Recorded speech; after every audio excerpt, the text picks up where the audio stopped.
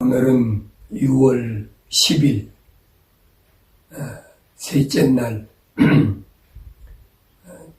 지난 주일 이어서 계속해서 바울이 삼층천에 갔다 와서 신비를 우리에게 밝혀줬는데 구약의 많은 사람 가운데 특별히 바울은 아브라함에 대해서 설명합니다. 아브라함의 가계가 뭘 얘기하고 있느냐. 그래서 아브라함에게 두 아내, 하나는 하갈, 그 다음에 하나는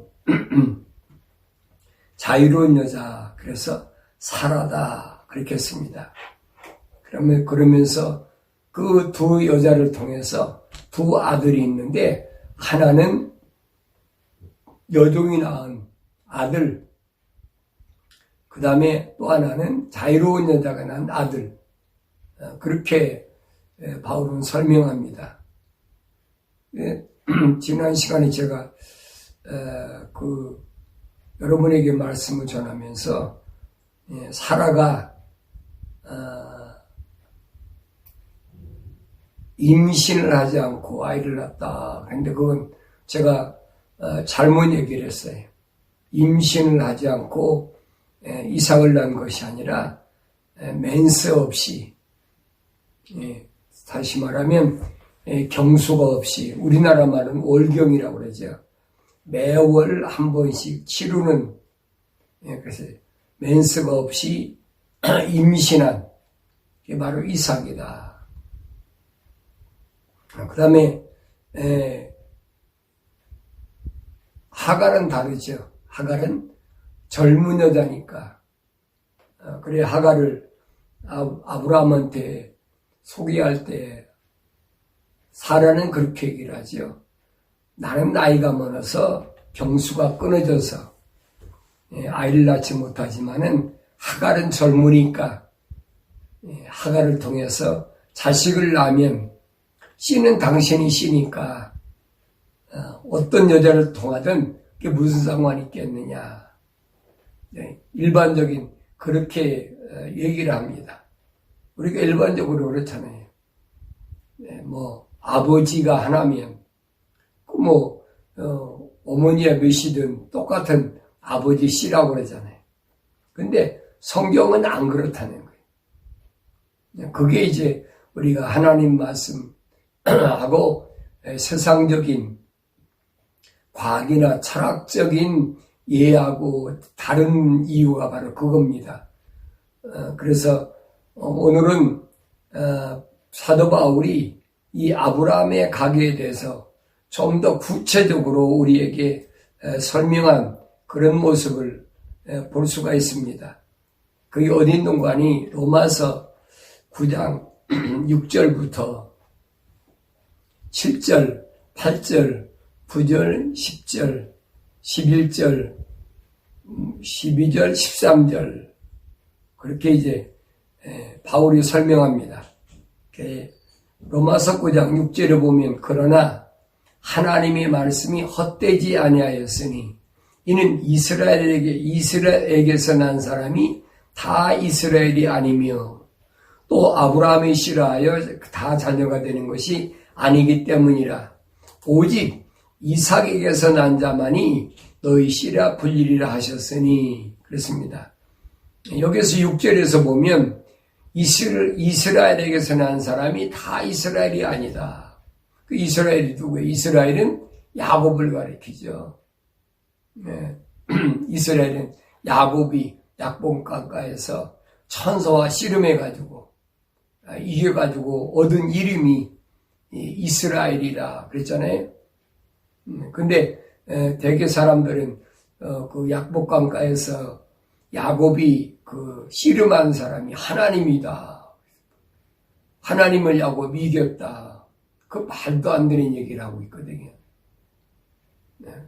개신교에서 목사들이 그렇게 배웠고 그렇게 가르치고 있어요. 거기다 별의별 소리를 다 해요. 아버지가 아들에게 옆구리 져준 것처럼 그렇게 비유를 해서 설명하는 사람도 있고, 그 별 사람 다 있어요. 그 왜냐하면, 이 창세기에 대해서 너무 모르니까, 그런 잘못된 오류를 얘기를 합니다. 근데 이스라엘이란 말은 하나님이 보낸 천사. 여러분, 하나님 보낸 천사는 타락하지 아니하는 하나님의 전권 대사지요. 그러니까 성경에서는 그 이스라엘을 통치하는, 다스리는 천사를 가리켜서 주라, 하나님이라, 그렇게 표현한 것이 거의 대부분이죠. 주 하나님께서 말씀하시기를, 그럼 맞는 얘기요. 천사가 자기 말합니까? 예수님도 그랬잖아요. 내가 너에게 한 말은 내 말이 아니라는 거예요. 아버지께서 내게 주신 말씀을 내가 너에게 한 말이라는 얘기예요. 예수님께서는 요한복음 17장에서도 똑같은 말씀하시잖아요. 16장에서도 파라크레토스 보혜사 성령이 오시면 그가 자의로 말하지 않고 내가 너에게 한 말들을 기억나게 하리라. 예수님께서 제자들이 가신 말씀이 누구에게? 예수님 그러잖아요. 내가 자의로 말하지 않고 아버지께서 나에게 주신 말씀을 내가 너에게 전했다. 예수님 그러시잖아요.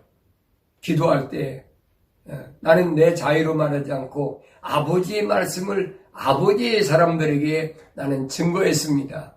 근데 그들이 믿었습니다. 근데 그들만 믿은 것이 아니라 그들이 가서 앞으로 나가서 더 전할 때 그 아버지의 말씀을 전하는 그 말을 또 믿는 사람까지 구원해달라고 예수님께서 그렇게 기도하시잖아요. 그러니까 이스라엘에서 난 사람이 다 이스라엘. 여러분 야곱, 이스라엘이도 야곱이잖아요. 야곱은 12아들이 있잖아요. 12아들.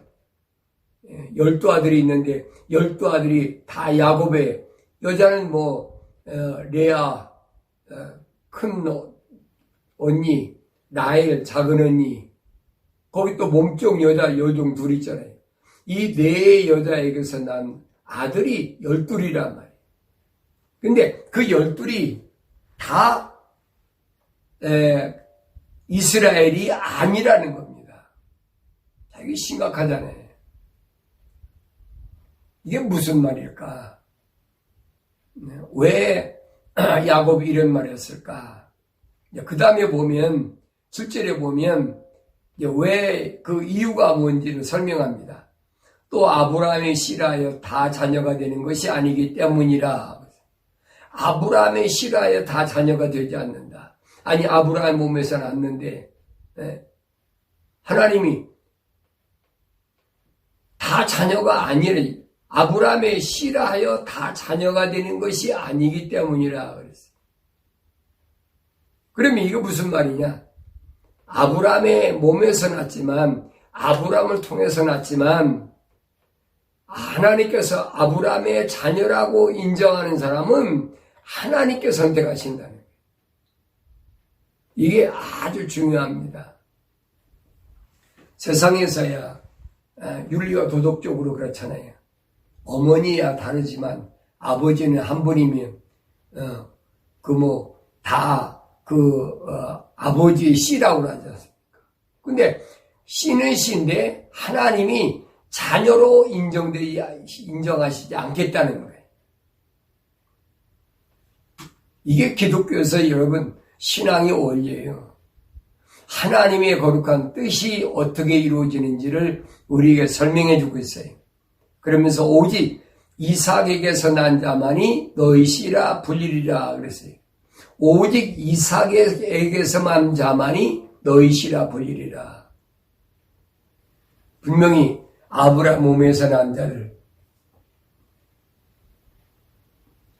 아브라함이 우리는 자식이라고 그러잖아요. 이삭이 나기 전에 이스마엘 낳지요. 또 창세기 25장에 보면은 사라가 죽은 다음에 아브라함이 이제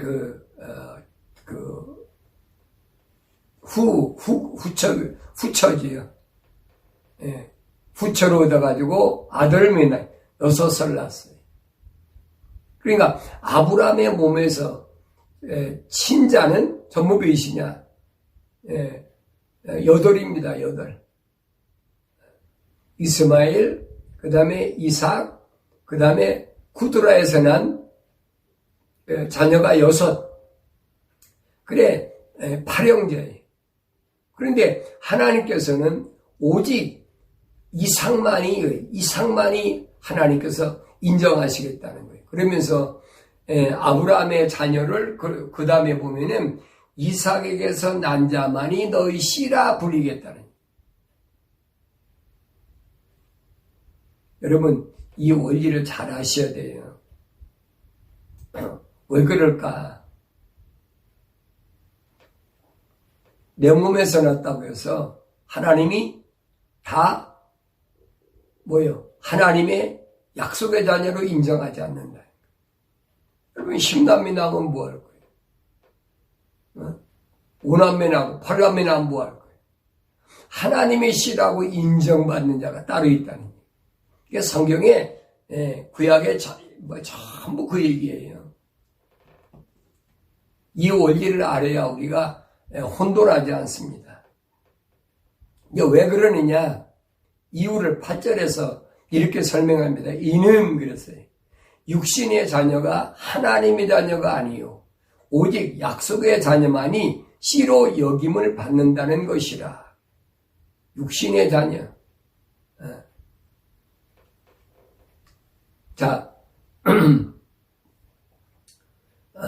아담이 에덴 동산에서 하나님의 약속을 믿지 못하고 하나님 명령에 불순종함으로 세상에 떨어졌습니다.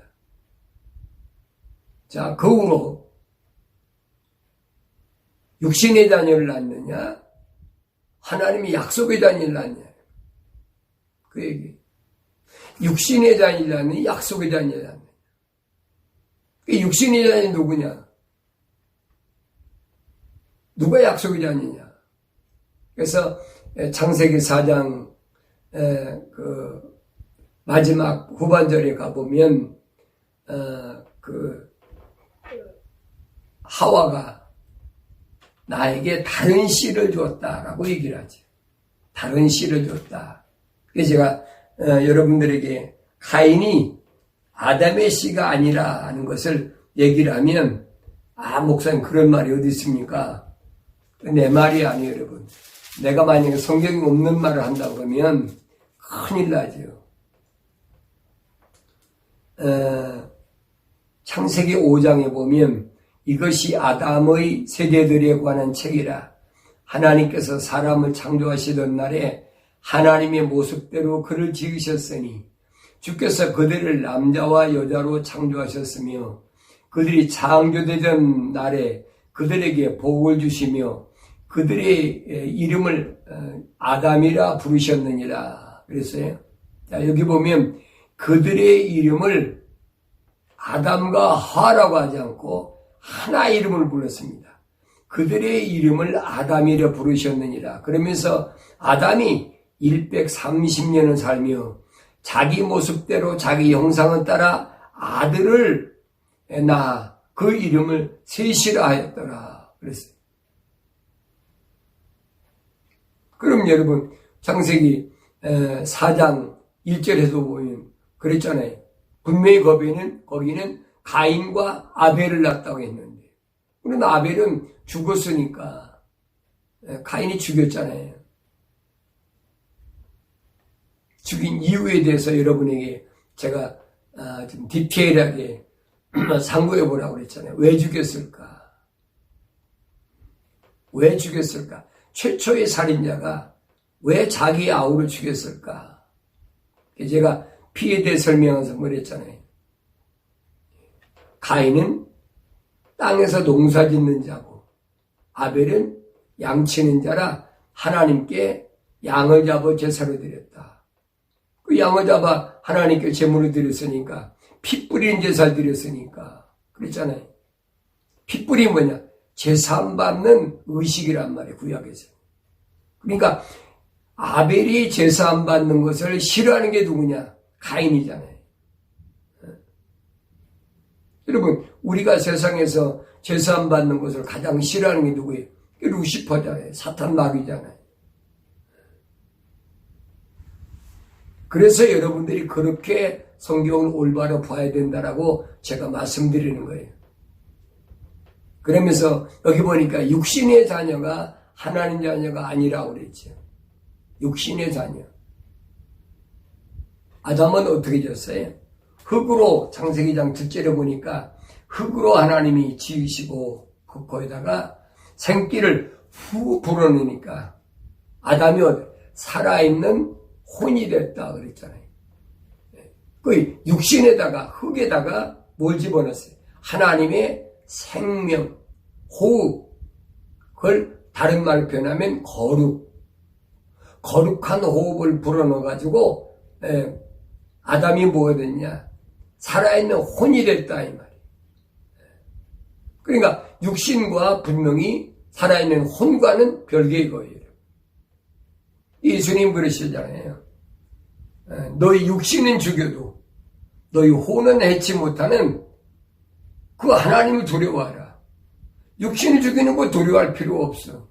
어차피 흙이니까 흙으로 돌아갈 거니까. 중요한 것은 내 영혼을 지옥불로 집어넣을 수 있는 그분을 두려워하라는 거예요. 그래서 기독교 신앙에서 여러분 가장 중요한 게 그겁니다.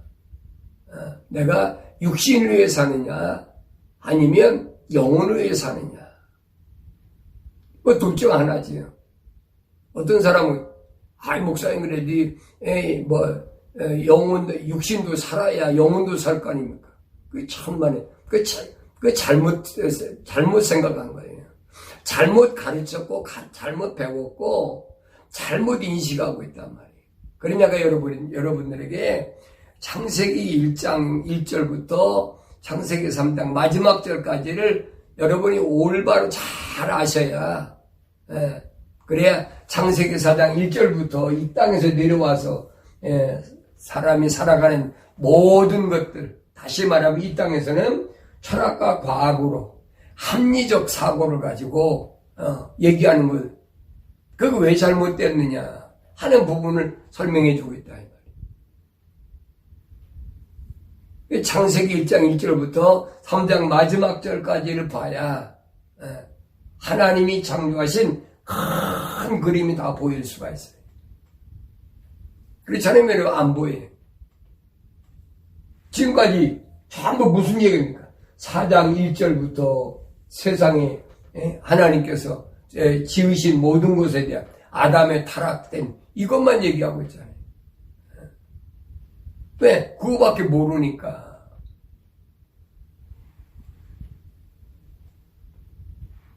그러면서 육신의 자녀가 하나님 자녀가 아니라는 거예요. 제가 창세기 1장 1절 태초에 하나님이 하늘과 땅을 창조하시니라 강의할 때 분명히 말씀드렸잖아요. 하늘은 뭐고 땅은 뭐다. 하나님 보좌가 있는 heaven, kingdom heaven, 하나님의 왕국, 거기에서는 어떻게 이루어졌고 그 이후에 루시엘이 하나님과 같이 되려 하다가 그가 타락해서 루시엘이 떨어지고 나서 나머지 네 천사장을 통해서 하나님을 호위하고 있는 그런 모습들에 대해 여러분에게 충분히 설명드렸습니다. 그러니까 육신의 자녀가 하나님 자녀가 아니라라고 확실히 바울이 말해주고 있어요. 이건 내 말이 아니잖아요. 이거 바울도 몰랐어요. 바울이라는 사람이 어떤 사람이에요? 그 사람은 아주 젊었을 때부터 유대교에서는 상당히 앞이 참 유망한 그런 젊은이였습니다. 그래서 바울이 그랬죠. 나는 바리새인 중에 바리새인이다. 바리새인 누구예요? 바리새인은 선생이란 말이에요. 이 바울이 누구한테 배웠습니까? 율법에 가장 그 권위 있는 가말리엘이라는 교법사가 있어요. 율법에 대해서 가장 권위 있는 사람.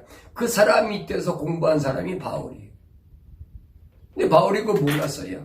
뭐 아브라함의 가게, 바울이 몰랐겠습니까? 훤히 알지요.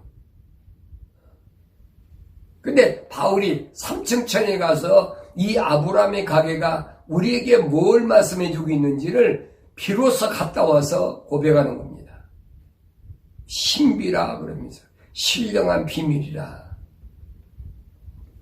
육신의 자녀가 하나님 자녀가 아니요라고 딱 잘라버려요. 오직 약속의 자녀만이 씨로 여김을 받는다는 것이라. 씨로 여김을 받는다. 다시 말하면 하나님께서 아브라함의 씨라고 인정하신다는. 그럼 아들 가운데 누구만? 이삭만이 하나님이. 왜 그러냐? 이삭만이 하나님이 약속하셨다는. 나머지는 뭐예요? 하나님 약속한 적 없어요. 하나님이 약속하지 않고도 세상에 얼마든지 자녀들이 나올 수 있다. 그러니까 오늘 내 몸에서 난 자식이라고 그래서 그게 하나님 약속의 자녀란 말이에요. 예수님이 하신 말씀이 그거잖아요. 누가 내 어머니고 누가 내 모친이고 누가 내 형제며 자매냐. 예수님 하신 말씀이 그 말씀이야. 하늘에 계신 내 아버지의 뜻대로 행하는 자가 내 모친이며 내 형제며 내 자매라 그랬어요. 오늘 우리 신앙도 예수님의 신앙과 같이 간다면, 예수님과 동행한다면 같은 신앙 사상을 가져야 돼요. 누가 내 속으로는 있다고 해서 하나님이 씨라고 인정해 주시느냐 아니잖아요. 약속의 자녀만 약속이 뭐냐? 사도 요한은 약속을 뭐랬어요? 영원한 생명이라는 거예요. 왜? 하나님이 영원한 생명의 주인이시잖아요. 그래서 그 영원한 생명을 위해서 우리에게 뭘 말씀하시냐? 거룩하라는 거예요. 거룩하지 않으면 영원한 생명이 없다는 거예요. 그 약속의 자녀만 하나님 인정하시겠다. 그러니까 어렸을 때부터 여러분들이 자녀들에게 신앙생활을 가르칠 때 뭘 믿으라고 가르치느냐? 하나님의 약속을 믿고 하나님의 명령에 절대 순종해야 된다라고 그렇게 가르쳐야 된다.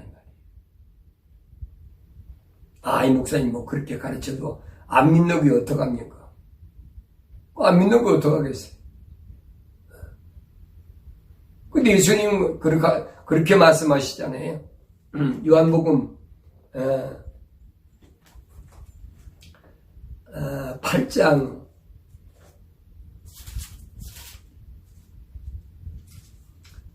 47절에 보면 하나님께로부터 나온 사람은 하나님의 말씀들을 듣느니라.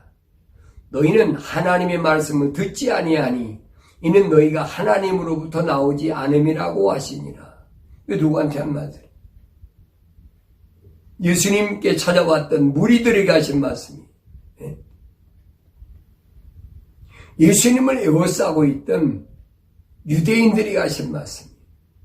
유대인은 다 아브라함의 씨잖아요. 근데 아브라함의 씨인데도 예수님이 하신 말씀은 누가 하나님의 자녀냐?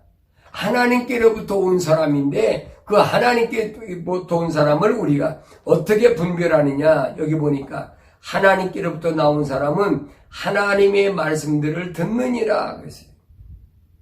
하나님 말씀 뭐라고 그랬어요? 하나님 말씀 최초로 하나님 하신 말씀은 들은 사람이 누구예요? 아담이잖아요. 창세기 2장 17절. 선과 악의 지식의 나무에서 나는 것은 절대로 먹지 말아라. 왜 그러냐? 먹는 날에는 반드시 죽으리라. 하나님이 약속이잖아요. 하나님의 약속과 명령이 거기서 시작된 거예요. 그러니까 하나님께로부터 나온 자녀라면 내 속으로 났든 안 났든 그게 문제가 아니에요. 하나님의 약속을 믿느냐 안 믿느냐. 하나님의 약속을 믿는다면 뭘로 나타나요? 하나님의 명령에 순종하는 걸 나타나요. 순종하는 것을. 하나님의 자녀가 아니면, 약속의 자녀가 아니면 하나님 말씀을 안 듣는다라고 주님은 그렇게 말씀하시는 거예요. 그러면서 여기 보면 약속이란 뭐냐? 약속의 말씀은 이것이니 이때쯤에 내가 오리니 사라에게 아들이 있으리라 하신 것이라 그랬어요. 이때쯤에 아이를 하려면 1년 기다려야 되잖아요. 그러니까 사라가 맨스가 없는데도 천사들이 와서 지금 하나님 말씀을 전하는 겁니다. 명년 이맘때쯤이면 이때쯤이면 내가 돌아올 테니까 사람은 10달 돼야 아이를 낳으니까. 그러니까 그때쯤이면 사라에게 아들이 반드시 있다는 거예요. 그러면서 10절에 보면 그뿐 아니라 리브가도 한 사람 곧 우리 조상 이삭에 의하여 잉태하였는데 아직 자식들이 나지도 아니하였고 또한 무슨 선이나 악을 행하지도 아니하였을 때 택하심을 따른 하나님의 목적이 행함에 의해서가 아니라 부르시는 분에 의해서 있게 하시려고 그녀에게 말씀하시기를 형이 아우를 섬기리라고 하셨으니 기록된 바 내가 야곱은 사랑하였고 에서는 미워하였느니라 함과 같으니라. 그렇다면 우리가 무슨 말을 하리요? 하나님께 불의가 있느냐? 결코 그럴 수 없느니라. 자, 하나님께서 아브라함에게 약속하셨어요. 내가 이맘때 다시 돌아올 때는 내가 사라를 통해서 아들을 낳을 안고 있을 것이다.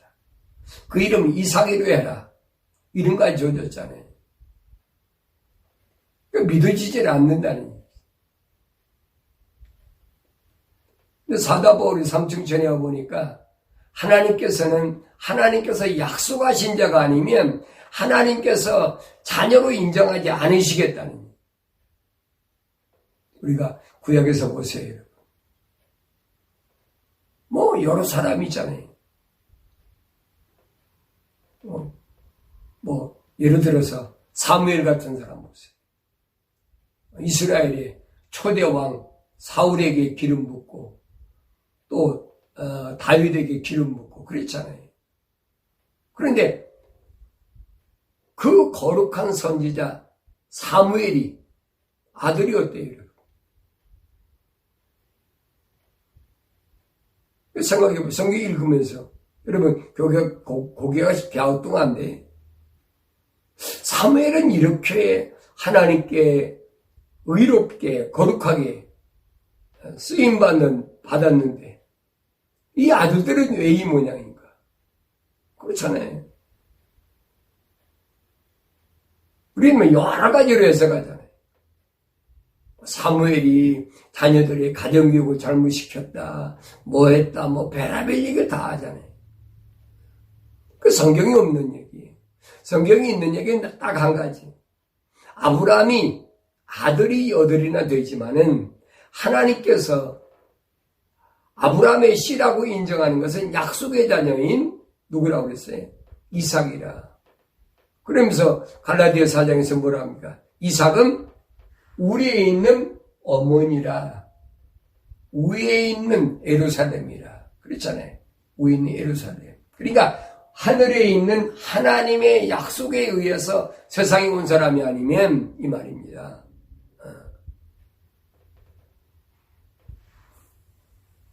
예수야 여러분 다 믿고 싶지요. 그렇게 믿어집니까? 내가 믿고 싶어서 믿는다면 그건 기독교가 아니에요. 어떤 사람은 그러잖아요. 그래서 칼빈이 예종론을 주장했어요. 여러분, 칼빈이 예종론 주장했습니까?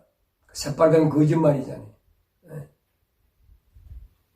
바울이 에베소 1장 4절에서 5절, 6절에 사도 바울이 얘기한 거지. 거기에 여러분, 칼빈이 얘기한 겁니까? 거짓말로 그래요. 예종론 하면, 장로교 하면, 전 칼빈. 거짓말이잖아요.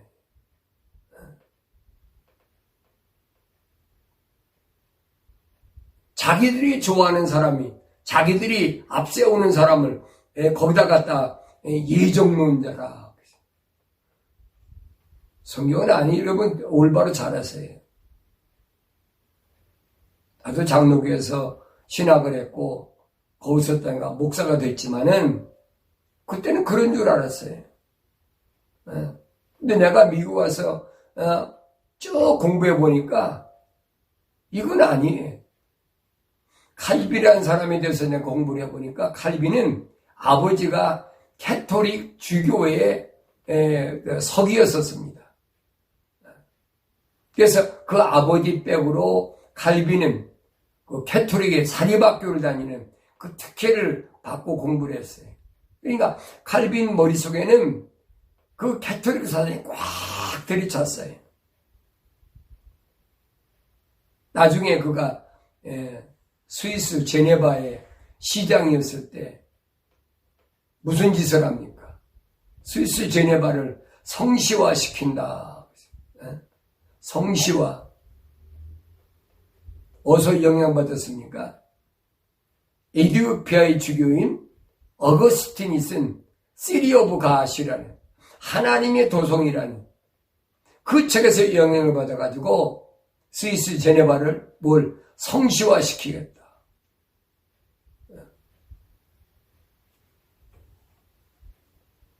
아니 칼빈이 어떻게 제네바를 사탄 마귀가 우글우글한 데를 성시화시킵니까? 그 말이 안 되는 얘기잖아요. 그러니까 그거에 반대하는 사람들을 50명이 넘게 죽였어요.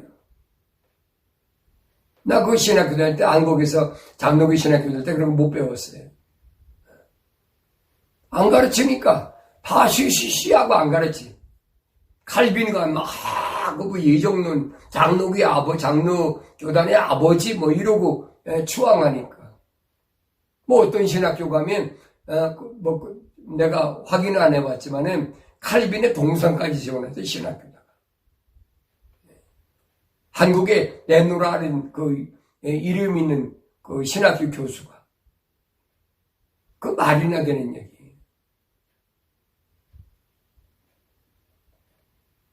그러니까 이런 것들을 우리가 올바로 알아야 된다는 거예요. 그러면서 여기 보니까 그랬습니다. 리브가 한 사람이 우리 조상 이삭에 의하여 잉태하였는데 그랬어요. 리브가도 사실은 아이를 낳지 못하는 성녀였습니다. 아이를 못 낳았어요. 성경에 보면 이삭이 아내 리브가를 위해서 하나님께 기도하지. 그래가지고 임신합니다. 임신했는데 그 임신했을 때 쌍둥이가 들어섰어요. 쌍둥이가 첫째는 에서고 둘째가 야곱이. 그 리브가 뱃속에 리브가 고백하잖아요. 내 뱃속에서 두 국민이 싸우고 있다. 너무 괴롭다는 거예요. 10달이 돼가지고 낳는데 보니까 에서가 먼저 나오고 그 다음에 야곱이 에서의 발꿈치를 붙잡고 나왔다. 성경에 그렇게 기록됐어요. 그런데 11절에 보니까 아직 자식들이 나지도 아니하였고 또 무슨 선이나 악을 행하지도 아니하였을 때 택하심을 따른 하나님의 목적이 행함에 의해서가 아니라 부르시는 분에 의해서 있게 하시려고 그녀에게 말씀하시기를 형이 아우를 섬기리라고 하셨으니 기록된 바 내가 야곱은 사랑하였고 에서는 미워하였느니라고 함과 같으니라. 그러면 여러분, 아니 하나님이 공평하지 않습니까? 아니 둘 다 선택하지. 한 어머니 뱃속에 태, 그것도 리브가가 자기가 임신하지 못하는데 이삭이 하나님께 기도해가지고 임신했는데 그렇잖아요. 뭐 기도하지 않고 그냥 임신했다면 혹시 몰라. 그런데 성경에 보면 이삭이 자기 아내 리브가를 위해서 기도해가지고 쌍둥이를 지금 임신했는데 그 쌍둥이 중에서 리브가의 뱃속에 태 속에 있는데 물속에 있는데 하나는 하나님이 선택하시고 하나는 선택하지 않았다. 다시 말하면 하나는 사랑하고 하나는 미워했다. 그거 마찬가지라는 거예요. 오늘 바울이 그 설명합니다. 그렇다면 우리가 무슨 말 하리요? 하나님께 불의가 있느냐? 하나님이 공평하지 못하느냐? 하나님이 의롭지 못하느냐? 여러분 사람이 예를 들어 세상에 철학적으로 보면 그 불공정하지. 그렇잖아요. 하나님 어떻게 그럴 수가 있습니까? 한 아버지 또 어머니가 다른 것도 아니고 한 어머니 또 그것도 뭐 먼저 낳고 나중에 낳고 그것도 아니고 같이 쌍둥이로 한 배에서 10달 동안 같이 있었는데 어떻게 거기서 하나는 사랑하고 하나는 미워해요? 하나님 불의하신 거 아닙니까? 그 얘기입니다. 세상 논리로 보면 그럴 수가 있어요. 불공평하다, 불공정하다. 바울이 그러면 하나님께 불의가 있느냐? 결코 그럴 수 없느니라. 왜? 그분은 창조주시잖아요. 창조주가 자기 마음대로 하는 걸 누가 얘기하겠습니까? 그래 로마서 8장에서 바울이 그러잖아요. 도기장이가 그릇을 만들 때 하나는 귀한 그릇, 하나는 귀하지 않은 그릇 만들 자격이 없겠느냐? 권한이 없겠느냐? 근데 어떻게 도기장이가 다시 말하면 그릇이 자기를 만든 도기장이한테 나는 왜 이렇게 귀하지 않은 그릇을 만들고 저건 왜 이렇게 귀한 그릇을 만들었습니까? 그게 불평할 수 있느냐 이 말이에요. 불평하면 뭐예요? 도기장이가 그릇 만든 사람이 다 깨버리지요. 아무 권한이 없단 말이에요. 바울은 특별히 로마서 8장에서 우리에게 이 부분을 잘 설명해 주겠습니다. 또 바울의 그 예정론을 주장하는 사람, 택함 받았다 하는 예정론을 주장하는 사람들이 이 로마서 9장 11절에서 이 내용을 굉장히 많이 인용을 합니다. 그래서 우리가 세상에 나와서 아무것도 행하지 않았어도 하나님께서 우리를 믿음으로 의롭다고 하시면 우리가 인정받고 믿음으로 구원받는다. 행함으로 구원받는 것이 아니다. 근데 여러분 야고보서 보세요. 행함이 없는 믿음 죽은 믿음이라. 읽어보면 헷갈려. 그러니까 어떤 교파는 반드시 행함이 있어야 된다.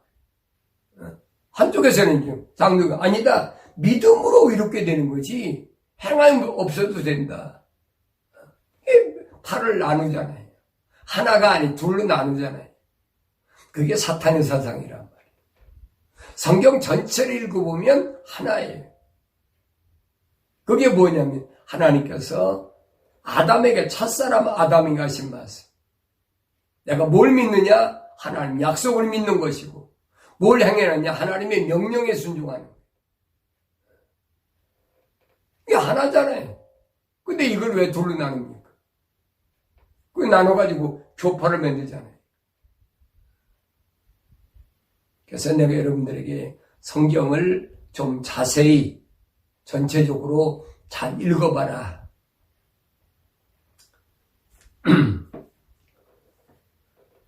아브라함이 100세 때 아들 이삭을 얻었습니다. 너무 좋죠. 근데 잘 자랐는데 오늘 하나님께서 아브라함한테 뭐라고 하세요? 아브라함아, 내 아들 이삭을 내게 바쳐라. 밤중에 그게 얼마나 기가 막히냐. 아브라함이 그래서 아침에 일찍 이삭을 데리고 바치는데 몰래 번제로 바쳐라. 번제 뭔 줄 아세요? 돌 위에다 제단을 만들어 놓고 거기다가 양이나 소나 칼로 찍어 죽여서 각을 떠서 바치는 거예요. 불로 태워 바치는 거예요. 그러니까 아브라함이 아침에 일찍 일어나서 자기 집 종들에게 그 제단에다가 불 피울 나무를 짊어지게 해가지고 그래가지고 하나님이 명하신 무슨 산을 모리아 산으로 가. 모리아 산으로. 왜? 성경에 3일길을 갔다 3일길. 밤중에 하나님이 그렇게 말씀하셨으니까 엉겹길에 아침에 일어나서 갈 수도 있겠지. 그러나 하루 가고 나서 여러분 생각해 보세요. 하루 24시간 가고 나서 어떻게 생각되겠어요? 내가 잘못 들었나? 하나님이 다른 아들 잔뜩 안 돼. 왜 하필이면 이삭을 갖다 바치라고 했을까?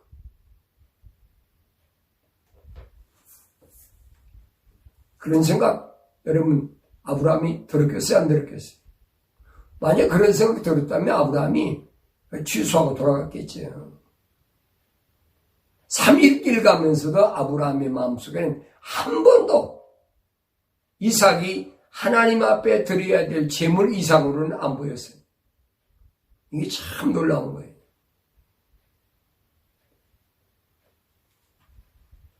삼일길을 가가지고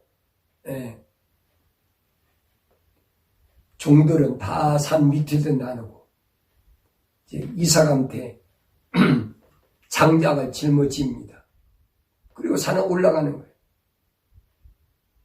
소년 이삭이 생각해 보니까 아니 그 장작은 가지고 가는데 그 양을 잡아가지고 그동안 보면 번제 드릴 때 보면 양을 잡아가지고 그러는데 양 없이 자기한테 장작만 짊어지고 간다.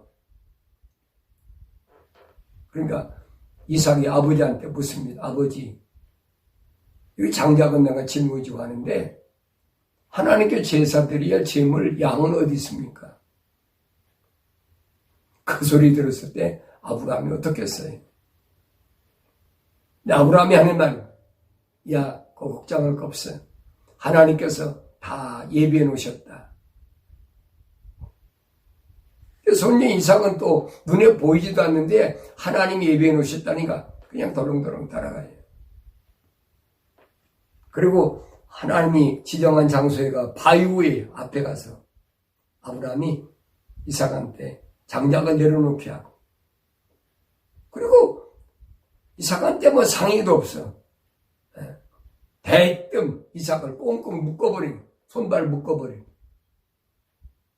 성경이 이삭의 아버지한테 항의했단 말이 있습니까? 없잖아요. 한마디도 없어.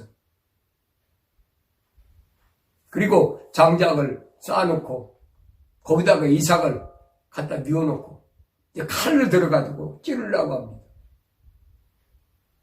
그럼 이삭이 아버지한테 아브라함한테 무슨 말 한마디 해야 될 거 아니에요. 성경은 그런 말 하나도 기록이 안 돼 있어.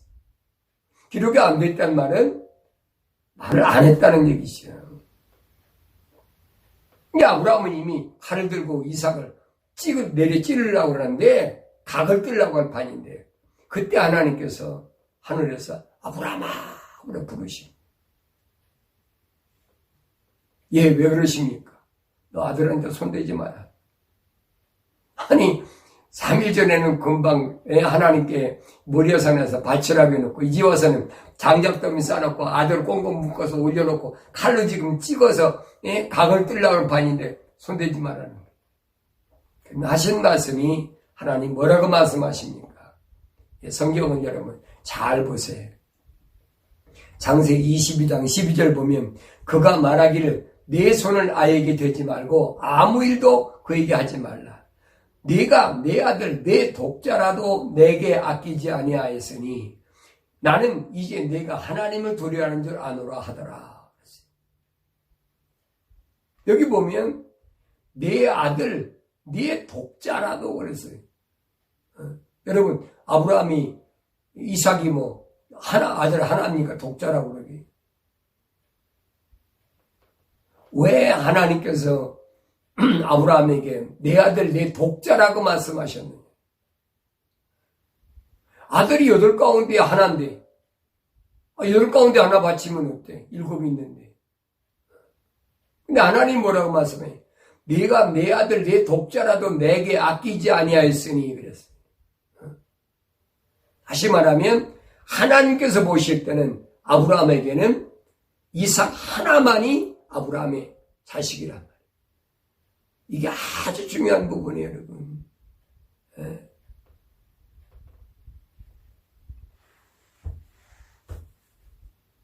내게 자녀가 아무리 많으면 뭐 할 겁니까? 하나님께서 믿음의 자녀라고 인정하지 않으면 뭐 할 건데? 세상에 윤리나 도덕적으로는 이해가 안 되지. 이해가 안 돼. 나도 그랬어요.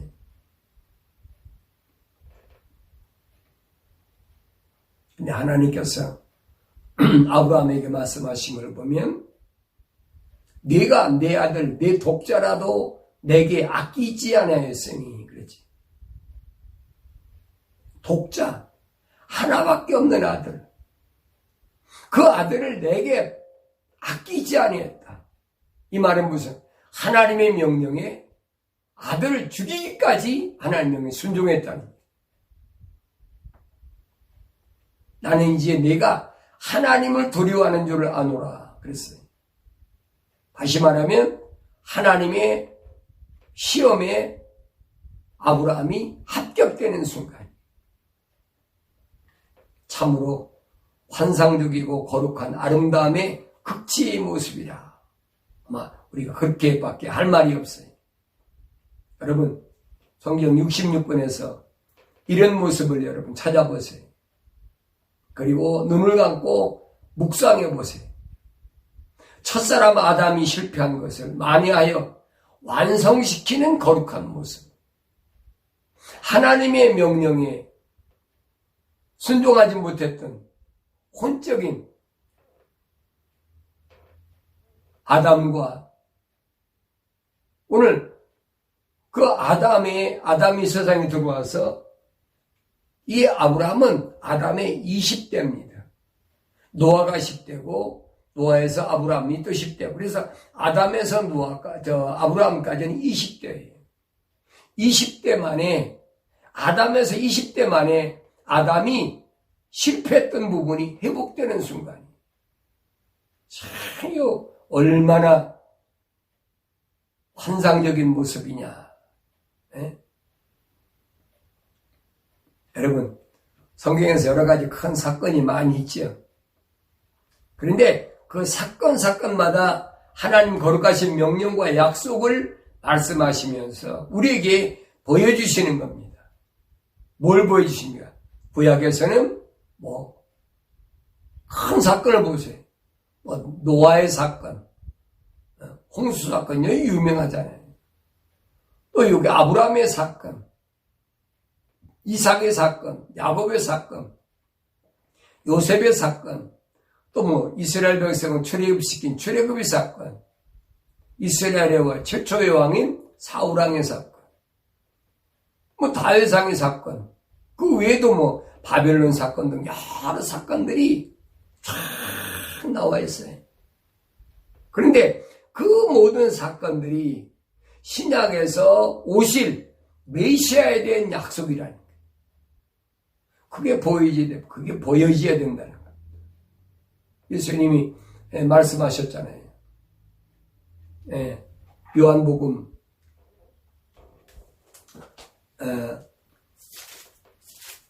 5장 39절에 보면 성경을 상고하라.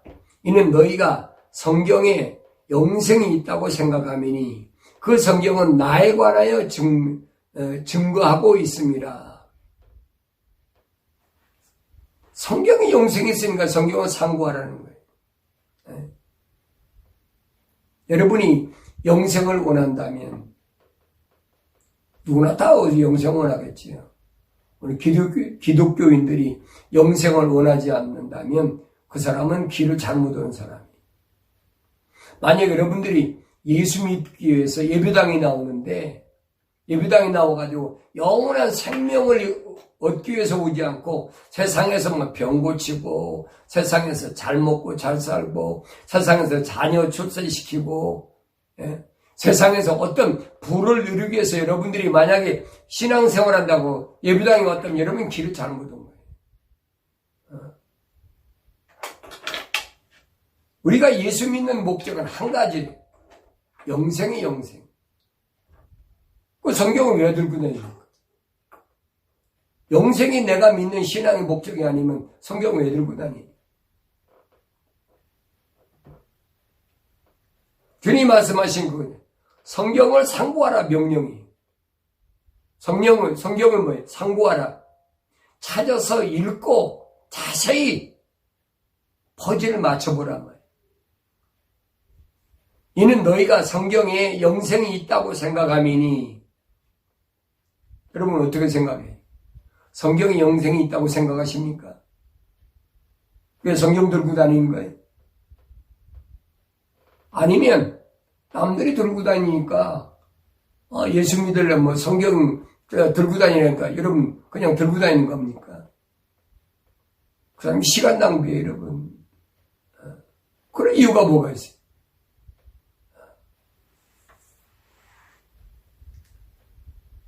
그러면서 그 성경은 나에 관하여 증거하고 있습니다. 그랬어요. 나에 관하여. 그러면 성경이 분명히 예수님에 대해 증거하고 있고 예수님께 오면 영생을 얻는다고 생각하면 예수님께 나와야지요. 예수님께 안 나오잖아요. 그 다음에 보면 그러잖아요. 너희는 생명을 얻으려고 그랬어요. 생명을 얻으려고 내게 오기를 원치 아니하는도다. 예수님 왜 따라다니? 예배당에 왜 다니? 신앙을 잘못 가고 신앙생활을 잘못하고 있어요. 성경에 이런 여러 가지 사건들을 내가 일을 하면서 되새겨보는 거예요.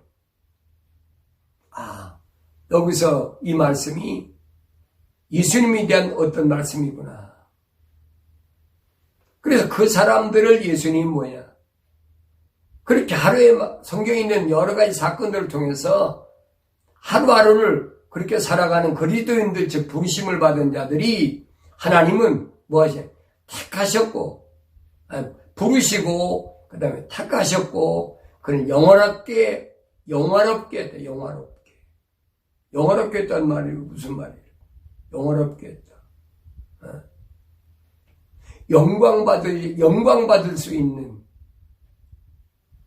하늘에서 하나님의 자녀로 영광 받을 수, 예수님의 신부로 영광 받을 수 있는 그 영원롭게 된 거예요. 우리가 일반적으로 영원롭다 그러면 뭐라고 생각합니까? 영원롭다.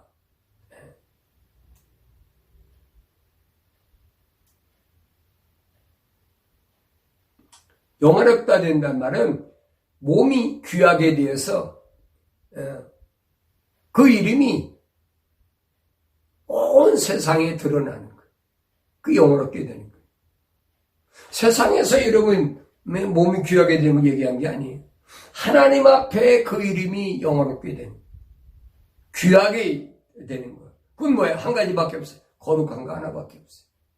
하나님 앞에는 다른 걸로는 여러분 절대 영원롭지 못합니다.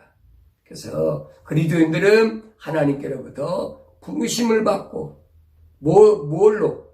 주는 그리스도의 살아계신 하나님의 아들이시라는 신앙 고백에 부르심을 받고, 그 부르심을 받은 사람이 모여들었는데, 그 모여든 사람 가운데 예수님은 택하셨단 말이에요. 누구를? 하나님의 씨를, 약속의 자녀를, 약속을 믿는 자들을. 약속을 안 믿는 사람은 여러분 택하지를 않아요. 아까 요한복음 8장 47절에 했어요. 하늘로부터 온 사람이 아니면 하나님 말씀들을 안 듣는단 말이에요. 하나님 약속과 명령을 안 들어요, 여러분. 그걸 아셔야 돼요. 그런데 많은 개신교 목사, 부흥사들이 뭐합니까? 뭐 사람의 감성을 자극하려고 음악을 막 사이키 음악을 아주 강하게 틀어놓고 사람들의 감성을 자극하지. 제대로 자극합니다. 그러면서 이 구절을 악용해가지고 뭐래? 하나님께 바치는 것은 아끼지 말고 바쳤다. 아브라함이 자기 복생자 하나밖에 없는 아들 이삭도 하나님, 100세 얻은 이삭도 하나님 아낌없이 바친 것처럼 우리도 하나님께 그렇게 바쳐야 된다 그러면서 막 선동하잖아요. 아파트도 바치고 뭐 집도 바치고 귀금속도 바치고 뭐 별거 다 하잖아요. 아브라함에게 이삭보다 귀한 게 어디 있겠느냐. 100세 얻은 아들을 얻었으니까 그보다 귀한 게 어디 있겠어요.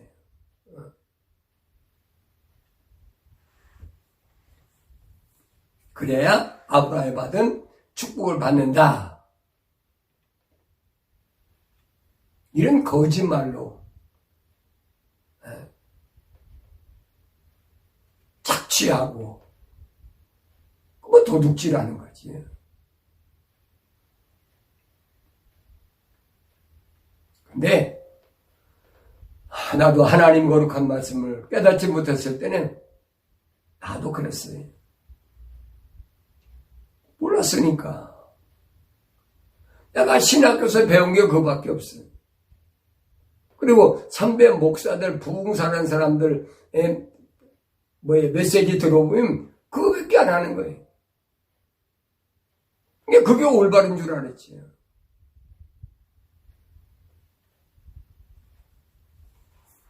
그러니까 한 지역에서 막 대구에서 1년, 부산에서 1년, 전라남도 광주에서 1년씩 2번, 한장수에서 그렇게 부흥회를 하면서 나 그게 진짜인 줄 알았어요.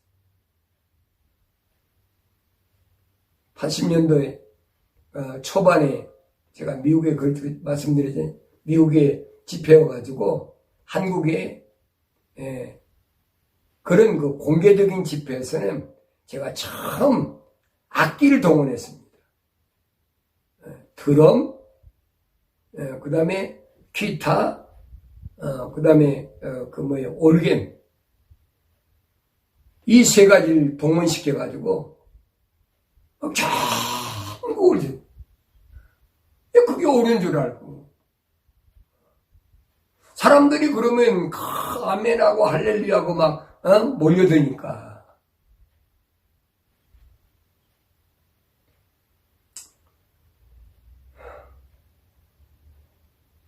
이사야 선지자가 뭐라고 말합니까? 눈먼 파석꾼, 탐욕스러운 짖지 못하는 개. 내가 그랬어요, 여러분. 왜? 성경을 몰랐으니까. 개신교에서 개역 성경 가지고 그게 옳은 줄 알고 그게 말이 안 맞으니까. 그러면서 포도주와 독주로 취하다. 포도주와 독주. 다시 말하면 헤브라이즘과 헬라이즘을 접목시킨 거예요. 다시 더 디테일하게 말하면 감성과 이성을 동원시켜버리는 거예요. 그건 뭐 사람들이 얼마나 좋아한다. 목사님 오늘 은혜 받았습니다. 오늘 목사님 내가 뭐 무슨 일이 있었습니다. 오늘 뭐 병났습니다. 뭐 병났다 그런 거 내가 여러분 얘기하자면 끝이 없어요.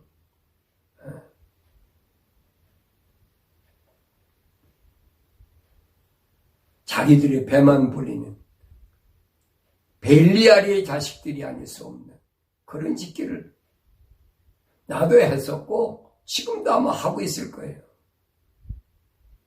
예수님은 이들을 눈먼 암내자들이라 말씀하시면서 바리새인들, 서기관, 제사장들 책망하시고 화있으라고 주님 저주하셨습니다. 행함이 없는 믿음은 죽은 믿음이라. 아니다.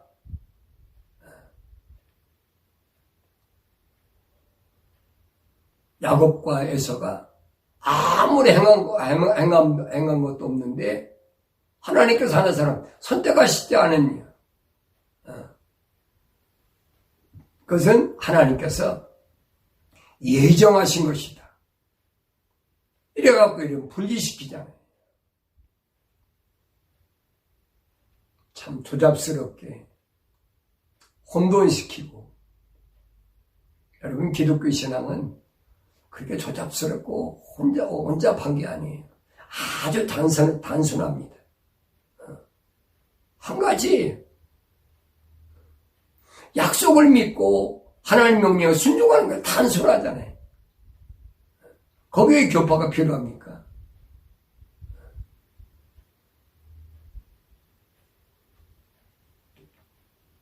교파를 쪼개는 것은 다 신학자들이 만드는 거예요.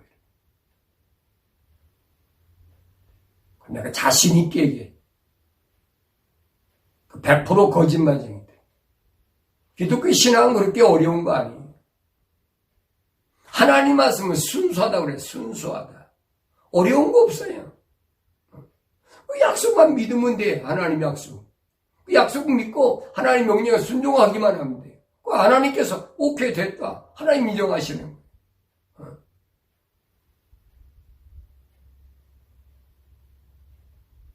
거기까지 가는 과정이 참 힘들지요.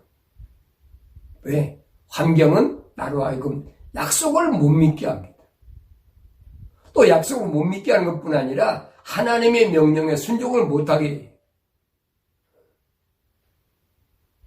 누가? 사탄 마귀가 지배하고 있는 이 세상에서.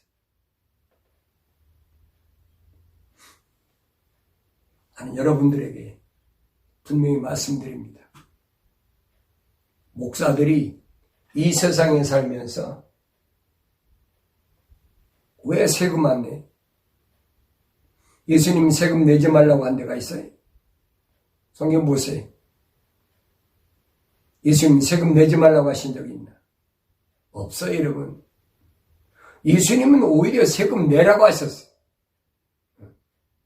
가이사의 것은 가이사에게, 하나님께서는 하나님께 분명히 내라고 그랬어요. 그런데 목사들이, 성도들이 다 11조 낸 거, 그걸 세금 낸 거, 그걸 가져와서 또 목사가 세금 내야 되느냐? 이중과세다. 그게 어떻게 이중과세? 거짓말이잖아요. 여러분 성경 자세히 보세요. 이스라엘 백성들이, 유대인들이 11조를 냈을 때 그 11조를 받은 제사장도 반드시 11조를 하라고 그랬어요. 그럼 여러분 하나님한테 하나님 왜 이중으로 11조 받습니까? 그러셔야 될 거 아니에요. 코에 걸면 코골이, 귀에 걸면 귀걸이에요.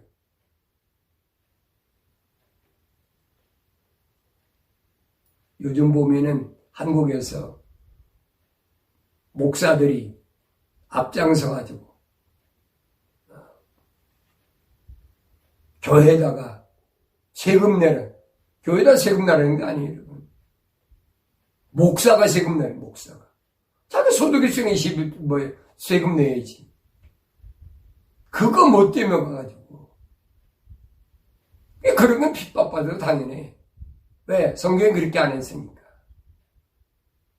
그런 거 아니어도 여러분, 우리가 하나님의 약속을 믿고 하나님의 명령을 순종하려고 하다 보면 어려운 시련이 굉장히 많이 있어요. 그럼 비성경적인 말도 아닌 걸 가지고 핍박한다고 엉뚱한 소리 하지 말고 성경 좀 똑바로 읽고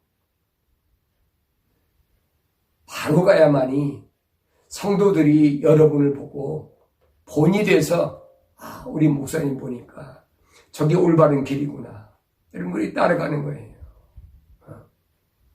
여러분들이 부정하고 여러분들이 부패했는데 세상에 부정하고 부패 안 합니까? 그거 다 너무나 당연한 거지. 사탄 마귀의 본질이 거짓이 본질이고 부정부패가 본질이에요, 여러분. 그런 가운데서 우리가 올바로 거짓 없이 올바로 살아가는 모습을 보여줘야 되는데 그렇지를 못한다는 얘기. 그게 개탄스럽다는 얘기.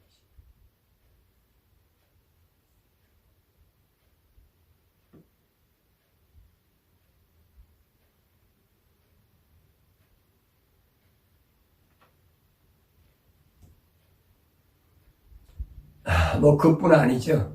우리가 성경에 하나님께서 모세가 하나님께 묻습니다. 하나님, 당신 일이 뭡니까?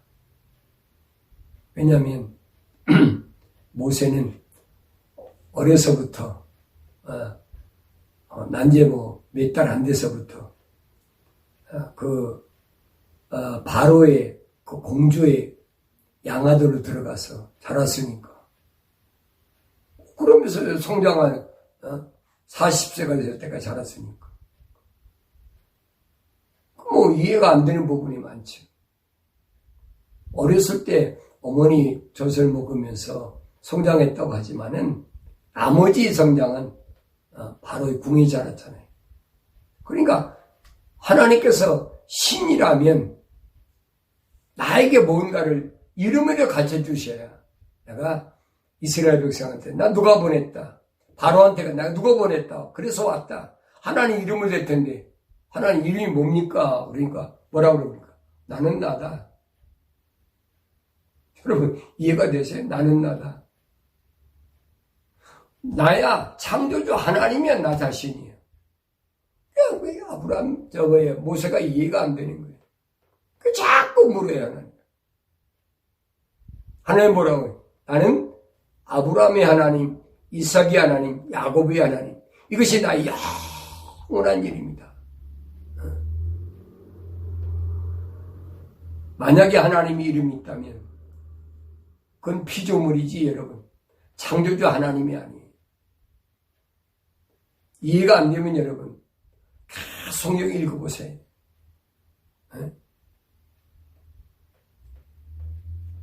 개역성 읽지 마시고 영어 하시는 분들은 홀리 바이블, 영어를 못 읽으신 분들은 킹제임스 성경 읽어보세요. 하나님의 이름이 어디 있어요? 그건 피조물이에요. 이름이 있다면.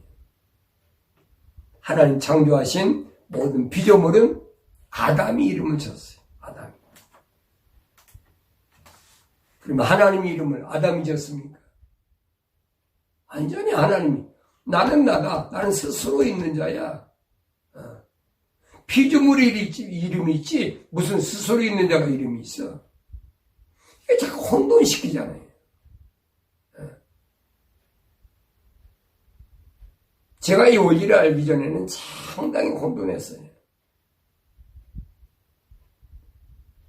하나님 이름이 천사가 나중에 날 여호와라, 지호바라, 여호와라고 해라. 이게 하나님 이름일까? 하나님 이름이 있다면 그거 아닌데.